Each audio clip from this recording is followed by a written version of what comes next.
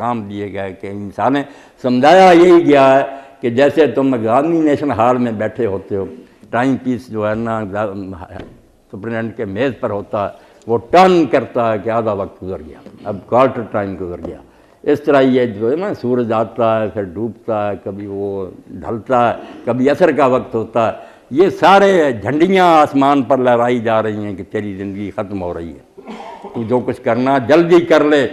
ورنہ نتیجہ سامنے آ جائے گا، پھر سوائے پچھتاوے کچھ نہیں ہوگا۔ نماز کے اوقات ہی میں اپنے دوستوں سے کہوں گا، میرے پروفیسر دوست ہیں، آپ بچیں، 5 وقت ہی ایسے ہیں کہ وہاں آسمان پر علامت دار ہوتی ہے، جیسے ریلوے لائن آپ اسٹیشن پر جائیں گارڈ جھنڈی دیتا ہے، اوقات ہی ایسے رکھے گئے ہیں کہ آسمان اس وقت اعلان کر رہا ہوتا ہے۔ ہم صبح کے وقت اٹھتے ہیں، دیکھتے ہیں کہ مشرق کی طرف اندھیرے میں سے سفیدی نکلنی شروع ہو گئی، اس کو ہم فجر کہتے ہیں، وہ علامت ہوتی ہے، اللہ کی طرف سے جھنڈی ملتی ہے کہ ایک وقت گزر گیا، اب صبح کا وقت شروع ہو گیا، ایک نیا دن تجھے دیا گیا۔ امیر المومنین علی بن ابی طالب کہتے تھے کہ ہر دن جو نیا آتا ہے وہ پکار پکار کر کہتا ہے کہ میں بونس ملا ہوں، رات ہی مر سکتا تھا، ایک دن تجھے دیا گیا تو اس میں کوئی اچھا کام کر لے یا کوئی اچھی بات کہہ لے تاکہ میں دن قیامت کے تیرے حق میں گواہی دے سکوں کہ میں جب غروب ہوا ہوں تو اس کو نیکی کی حالت میں دیکھ کر غروب ہوا ہوں، ورنہ اگر یہ دن رونا شروع ہو گیا کہ میں نے تو سارا دن اس کو کوئی نیک کام کرتے نہیں دیکھے، ادھر فجر ہو رہی ہوتی ہے، پھر آپ دیکھتے ہیں کہ سورج چڑھتا جاتا، جیسے جوانی کی عمر ہوتی ہے، جب بالکل پورا بڑا شدھ پوری جوانی کو پہنچ جاتا، پھر جس طرح ہماری عمر ڈھلنی شروع ہوتی بڑھاپا، ادھر زوال ڈھلنا، کہتے ہیں زوال کا وقت ہوئی، زوال کی مصیبت کو نہیں کہتے، زوال عربی زبان میں ڈھلنے کو کہتے ہیں، جب وہ سر سے آگے گیا، ذرا آگے ہو گیا، آدھے آسمان سے گزر گیا، سائے بڑھنے شروع ہوئے، ہمیں اشارہ ملا کہ دیکھو تمہارے سائے بڑھ گئے، وہ آسمان کا سورج ہے اس نے بھی سر جھکا دیا، رکوع کی طرف چلا گیا، سجدے میں چلا جا، اور جب پھر جھکتا جھکتا رکوع کی حالت میں چلا گیا کہ بالکل ایسے ہو گیا کہ درمیان میں آ گیا، نہ غروب بھی ابھی ہوا نہ وہ جوانی رہی ہے، وہ جیسے میاں محمد رحمۃ اللہ علیہ فرماتے ہیں دیگر تے دن گیا محمد اوڑ کنوں چھپ جانا، جس طرح یہ عصر کا وقت ہو گیا اور ابھی تھوڑی دیر بعد غروب ہو جائے گا، اس طرح ہی بچہ تیرا بھی وقت کسی دن ختم ہو جائے گا تو دنیا سے چلا جائے گا، مگر وہ کیا ہے جیسے قبر میں چلا جاتا، اس دنیا سے چھپ گیا، دوسری دنیا میں سورج چلا گیا،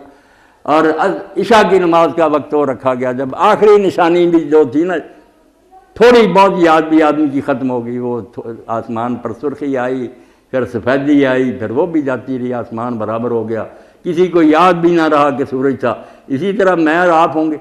2-4 دن باتیں ہوں گی، آخر لوگ بھول جائیں گے، کسی کو پتہ نہیں ہوگا کون اسحاق تھا کون صدیقی صاحب تھے۔ اس لیے یہ اوقات ہی روزانہ بتا رہے ہیں کہ یہ جھکنے کے وقت ہیں،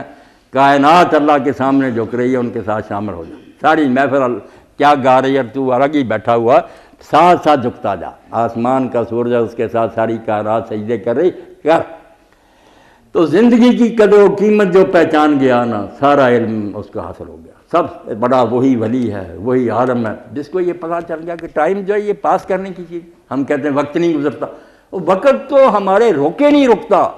بات شروع ہوئی کہ 2-3 گھنٹے گزر گیا، یہ ہم کروڑوں خرچ کریں واپس نہیں لا سکتے، نیا ہی آئے گا، تاریخ کا کوئی وقت یہ نہیں آئے گا جو گزر چکا ہے۔ اس لیے حضرت سیدنا شیخ عبد القادر جیلانی رحمۃ اللہ علیہ کے یہ کلمے، شاید بات آخر تک پہنچ گئی ہو، یہ اپنے دل پر لکھ لیں کہ وقت 3 ہیں، ایک جو گزر گیا ماضی وہ اب حاصل نہیں ہو سکتا، ایک آنے والا ہے مستقبل وہ موہوم ہے، وہ صرف خیال ہے کہ آئے گا، ہو سکتا نہ ہی آئے، پہلے ہی موت ہو جائے، تیرے پاس صرف پریزنٹ ہے حال،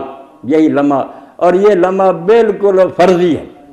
نہیں یا وہ مستقبل آنے والا 1 سیکنڈ پہلے آنے والا ابھی گزر گیا ماضی، کہاں ہے حال کوئی بھی نہیں، ایک فرضی ہم نے نام رکھ لیا کہ حال بھی کوئی ہے، حال کوئی چیز نہیں ہے، یا گزر گیا ٹائم بے شک ابھی گزرا، یا آنے والا سیکنڈ بعد۔ عقل مندی الکیس من کا دانا نفسہ عاملہ لما بعد الموت، سرکار دو عالم فضا بھی روحی، ہماری جانیں قربان آپ پر، فرمایا دانا اصل میں وہ دانا ہے جس نے اپنے آپ کو اللہ کے قانون کا مطیع بنایا، وعامل لما بعد الموت، اور مرنے کے بعد جو دنیا آنے والی نا جو ختم نہیں ہوگی اس کے لیے کچھ کر لیا، وراج من اتبع نفسہ ہوا وتمنی علی اللہ، اور احمق وہ ہے جو کرتا من مرضی رہا اور امید خدا پر لگائے بیٹھا رہا کہ اللہ بخش دے گا، یہ اہم کرتا اپنی مرضی ہے، امید اللہ سے۔